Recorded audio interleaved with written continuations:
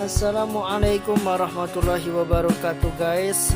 Bersama lagi nih dengan Raffi Cahya Channel yang di sini saya akan membahas dengan kelompok saya yaitu Supervisi Akademik. Berikut tayangannya guys. Jangan lupa like, subscribe, and share. Selamat menyaksikan. Assalamualaikum warahmatullahi wabarakatuh. Hamdan wa sana'an rakaya Allah, sholatan wa salaman rakaya Habibullah. Perkenalkan, kami dari kelompok 8 mata kuliah Administrasi dan Supervisi Pendidikan. Di sini kami akan membuat presentasi materi tentang model supervisi akademik, yang mana di dalamnya ada beberapa poin yang akan kami bahas. Pertama, tentang pengertian apa itu supervisi klinis. Yang kedua, apa teknik-teknik supervisi klinis. Yang ketiga, bagaimana implementasi supervisi klinis. Dan yang terakhir, bagaimana contoh supervisi klinis. Bagian pertama yaitu apa pengertian supervisi klinis. Nah, supervisi klinis merupakan pembinaan profesional yang dilakukan secara sistematis kepada guru, sesuai dengan kebutuhan guru yang bersangkutan, dengan tujuan untuk membina keterampilan mengajarnya. Pembinaan itu dilakukan dengan cara yang memungkinkan guru menemukan dengan sendirinya cara-cara untuk memperbaiki kekurangan sendiri. Nah, menurut Weller, supervisi klinis adalah bentuk supervisi yang difokuskan pada peningkatan mengajar dengan melalui suatu siklus yang sistematik dalam perencanaan, pengamatan, serta analisis yang intensif dan cermat tentang penampilan dan yang mengajarnya, serta bertujuan mengadakan perubahan dengan cara yang rasional. Nah, sedangkan menurut K.A. Akson dan M.D. Gale, beliau mengatakan bahwa supervisi klinis merupakan proses membantu guru memperkecil ketidaksesuaian atau kesenjangan tingkah laku mengajar yang nyata dengan tingkah laku yang ideal. Nah, dari kedua pendapat tersebut dapat disimpulkan bahwa supervisi klinis merupakan suatu proses kepemimpinan dalam pendidikan yang bertujuan membantu pengembangan profesional guru. Nah, itu khususnya dalam penampilan mengajar berdasarkan observasi dan analisis data secara teliti dan objektif sebagai pegangan untuk perubahan tingkah laku mengajar tersebut. Nah, supervisi klinis ini bertujuan untuk memperbaiki perilaku guru-guru dalam proses belajar mengajar, terutama yang kronis, secara aspek demi aspek yang intensif, sehingga mereka dapat mengajar dengan lebih baik.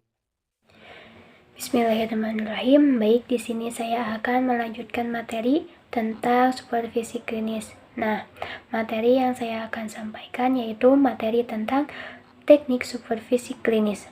Dalam supervisi klinis terdapat 7 teknik yang diperlukan dalam kegiatan atau pelaksanaan supervisi klinis ini, supaya supervisi klinis ini akan berjalan dengan baik. Nah, teknik yang pertama yaitu supervisor sebaiknya mendengarkan dengan cermat atau dengan baik permasalahan-permasalahan yang disampaikan oleh guru kepada supervisor ini. Nah, supaya apa? Supaya nantinya supervisor ini akan memberikan solusi terhadap masalah-masalahnya dengan tepat. Nah, teknik yang kedua yaitu memberikan komentar yang tepat. Nah, supervisor harus memberikan komentar kepada guru apabila guru tersebut telah selesai menyampaikan permasalahan-permasalahan yang dialaminya di dalam kelas. Nah, komentar tersebut harus sesuai dengan permasalahan-permasalahan yang dihadapi oleh guru tersebut. Nah, jadi antara komentar dengan permasalahannya harus sesuai gitu, harus nyambung. Nah, teknik yang ketiga yaitu menegaskan pertanyaan dan pernyataan supaya lebih jelas dan mudah dipahami. Nah, pertanyaan apa? Pertanyaan guru. Nah, yang keempat yaitu memberikan pujian. Nah, apabila supervisor ini sudah melaksanakan supervisi kris ini kepada gurunya, nah, supervisor itu harus memberikan pujian kepada guru tersebut. Tujuannya yaitu guru tersebut akan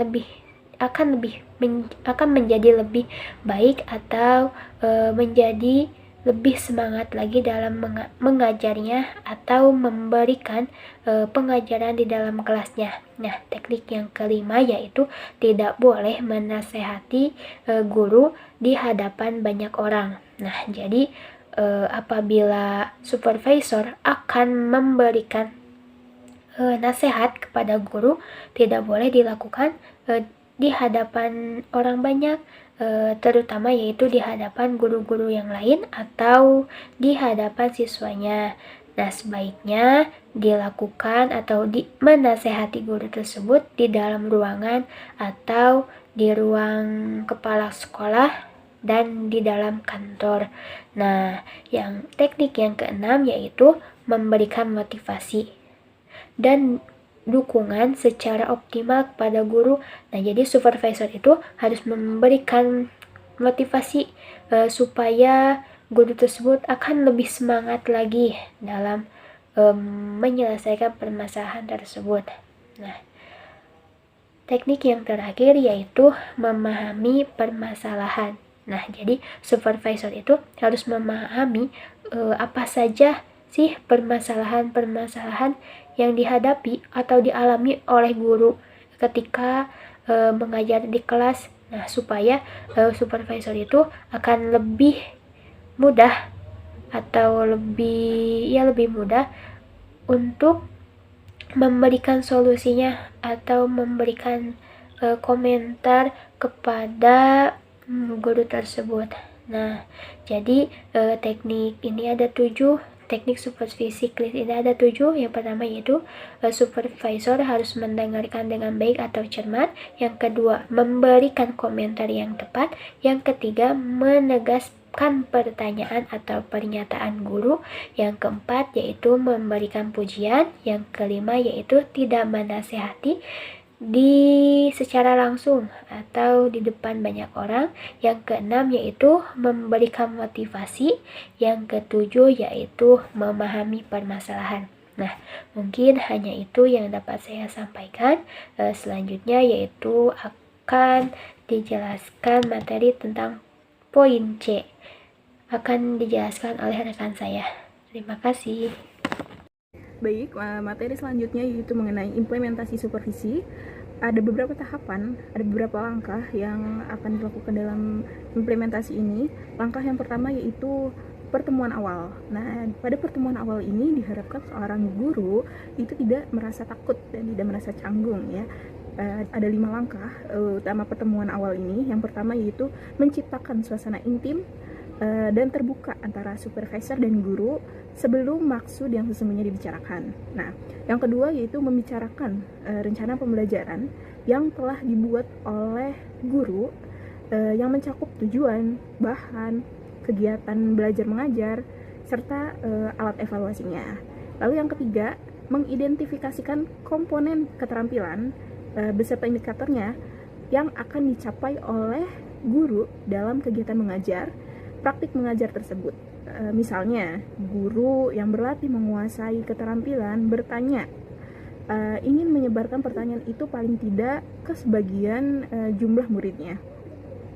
Lalu yang keempat itu mengembangkan instrumen observasi yang akan digunakan, merekam data dan penampilan guru sesuai dengan persetujuan dan kesepakatan tentang keterampilan beserta indikatornya. Dan yang kelima, mendiskusikan bersama instrumen tersebut termasuk tentang penggunaannya, data yang akan dijaring, dan sebagainya. Nah, nantinya hasil diskusi ini merupakan semacam kontrak antara guru dengan supervisor dan sekaligus akan menjadi saran-saran pada tahap-tahap selanjutnya. Lalu yang kedua itu ada observasi kelas. Nah, langkah-langkah dalam melaksanakan observasi ini yaitu yang pertama kelengkapan catatan. diusahakan mencatat sebanyak mungkin apa yang dikatakan dan apa yang dilakukan selama pelajaran berlangsung. Nah, nanti hasilnya merupakan bukti-bukti bagi supervisor dan guru untuk didiskusikan apabila nanti bersama-sama menganalisis apa yang terjadi selama pelajaran. Semakin spesifik apa yang digambarkan, semakin berarti analisis supervisornya. Lalu langkah yang kedua itu adalah fokus. Nah, karena tidak mungkin untuk mencatat segala sesuatu yang terjadi dalam kelas, maka supervisor harus memilih aspek-aspek keterampilan yang perlu dicatat, ya. Tentu semuanya ini dilakukan dengan persetujuan guru dan supervisor sebelumnya. Kemudian langkah selanjutnya itu mencatat komentar. Ya, walaupun proses mencatat yang harus dilakukan secara objektif, namun supervisor dalam hal ini sering mencatat komentar-komentar supaya tidak lupa. Cara terbaik untuk melakukan hal ini adalah memisahkan komentar dari catatan tentang pengajaran dengan menempatkan pada tepi format observasi atau dengan menggunakan tanda kurung. Gitu. Langkah selanjutnya itu pola. Nah, pola ini sangat bermanfaat untuk mencatat pola perilaku mengajar tertentu dari guru yang akan digunakan dalam pertemuan akhir. Nah, kemudian implementasi yang ketiga yaitu pertemuan balikan. Nah, berbeda dengan pertemuan awal yang berlangsung beberapa jam, bahkan mungkin sehari atau lebih awal sebelum kegiatan mengajar dilaksanakan, pertemuan akhir ini harus segera dilangsungkan sesudah kegiatan mengajar selesai. Nah, hal ini diperlukan untuk menjaga agar segala sesuatu yang terjadi itu masih segar dalam ingatan gitu, masih teringat baik supervisor maupun guru. Nah, suasana pertemuan ini sama dengan suasana pertemuan awal, yaitu akrab, terbuka, bebas dari suasana menilai atau mengendali gitu ya. Nah, supervisor menyajikan data sedemikian rupa sehingga guru dapat menemukan kekurangan dan kelebihannya sendiri. Langkah-langkah dalam pertemuan akhir ini adalah yang pertama itu memberikan penguatan serta menanyakan perasaan guru tentang apa yang dialaminya dalam mengajar atau secara umumnya. Kemudian mereview tujuan belajar. Selanjutnya mereview target keterampilan serta perhatian utama guru dalam mengajar. Kemudian menanyakan perasaan guru tentang jalannya pelajaran berdasarkan tujuan dan target yang telah direview. Kemudian langkah selanjutnya itu menunjukkan data hasil observasi yang telah dianalisis dan diinterpretasikan oleh supervisor sebelum pertemuan akhir dimulai. Kemudian memberikan waktu pada guru untuk menganalisis data dan menginterpretasikan data dan akhirnya hasil observasi tersebut didiskusikan bersama-sama. Kemudian setelah didiskusikan, menanyakan kembali perasaan guru setelah mendiskusikan hasil analisis dan interpretasi data hasil observasi tadi. Nah, kemudian selanjutnya meminta guru untuk menganalisis proses dan hasil pelajaran yang telah dicapai oleh peserta didik yang diajarnya. Selanjutnya yaitu menanyakan perasaan guru tentang proses dan hasil pelajaran tersebut. Setelah itu, yang terakhir menyimpulkan hasil pencapaian dalam mengajar dengan membandingkan antara kontrak yang bersumber pada keinginan dan target yang telah mereka susun dengan apa yang sebenarnya telah tercapai, dan menentukan secara bersama-sama rencana mengajar yang akan datang, baik berupa dorongan untuk meningkatkan hal-hal yang belum dikuasai maupun keterampilan yang masih perlu disempurnakan. Nah, kemudian selanjutnya dari implementasi ini adalah refleksi, ya. Jadi refleksi ini seorang guru itu bisa mendapatkan perilaku perbandingan guru dan siswa. Kemudian bisa mengidentifikasikan perbedaan-perbedaan perilaku siswa dan gurunya. Kemudian menyelesaikan perbedaan keputusan antara guru dan siswa. Kemudian bisa membandingkan penggunaan isi, bahan-bahan, peralatan, ruang, fisik dan lingkungan sosial sesuai dengan penggunaan identifikasi dan merencanakan masa depan mereka. Dan yang terakhir, dari hasil refleksi ini guru bisa mendapat membandingkan hasil pelajaran yang diharapkan dengan hasil belajar yang nyata dalam konteks yang sesuai situasi seperti apa yang diuraikan dalam pengamatan. Ya baik, sekian materi dari saya. Terima kasih. Bismillahirrahmanirrahim. Assalamualaikum warahmatullahi wabarakatuh. Kembali lagi bersama saya Raffi Cahya Sumirat, dan saya di sini akan membahas tentang contoh supervisi klinis. Contoh supervisi klinis ini diambil dari dunia kesehatan, tetapi ini membahas tentang dunia pendidikan. Tetapi kalau diambil kepada supervisi klinis ini mengambil dari kesehatan, yang artinya yaitu contoh supervisi klinis ini dapat dianalogikan dengan istilah klinis dalam dunia kesehatan yang menunjuk pada waktu tempat untuk berobat. Seorang pasien datang ke klinis bukan karena diundang dokter, melainkan karena ia membutuhkan pengobatan gitu agar sembuh dari penyakitnya. Begitupun juga kalau guru misalkan membutuhkan bimbingan atau membutuhkan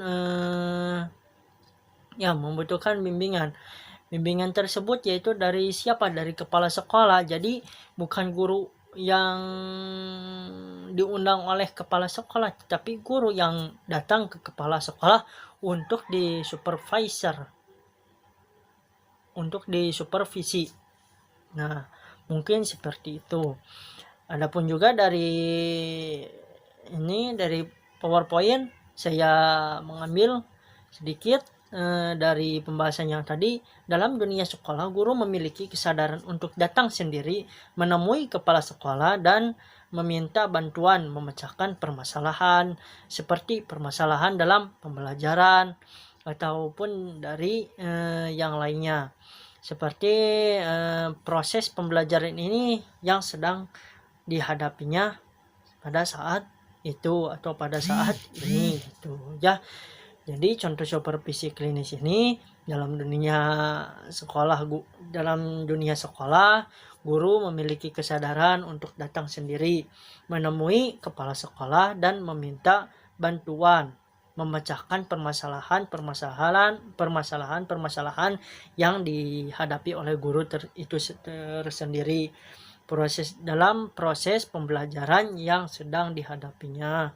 Mungkin sekian dari pemaparan dari saya. Semoga bermanfaat buat kita semuanya dari supervisi klinis ini, dan insya Allah ada kesimpulan dari rekan saya yaitu Kang Rizky Alvarez. Saya persilahkan kembali kepada Kang Rizky Alvarez selaku moderator dan narasumber yang pertama. Assalamualaikum warahmatullahi wabarakatuh. Yang terakhir yaitu kesimpulan.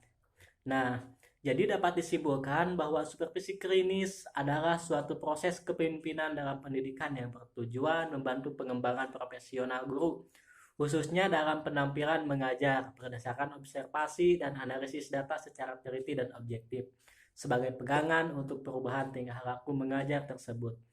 Supervisi klinis ini bertujuan untuk memperbaiki perilaku guru-guru dalam proses belajar mengajar, terutama yang kronis, secara aspek demi aspek yang intensif, sehingga mereka dapat mengajar dengan baik. Alhamdulillahirrabbilalamin. Mungkin itu pemaparan dari kami, selebihnya mohon dimaafkan. Mudah-mudahan apa yang telah kami paparkan semoga bermanfaat buat kita semuanya. Amin amin ya Allah ya Rabbal alamin. Untuk para subscriber, terima kasih atas dukungannya.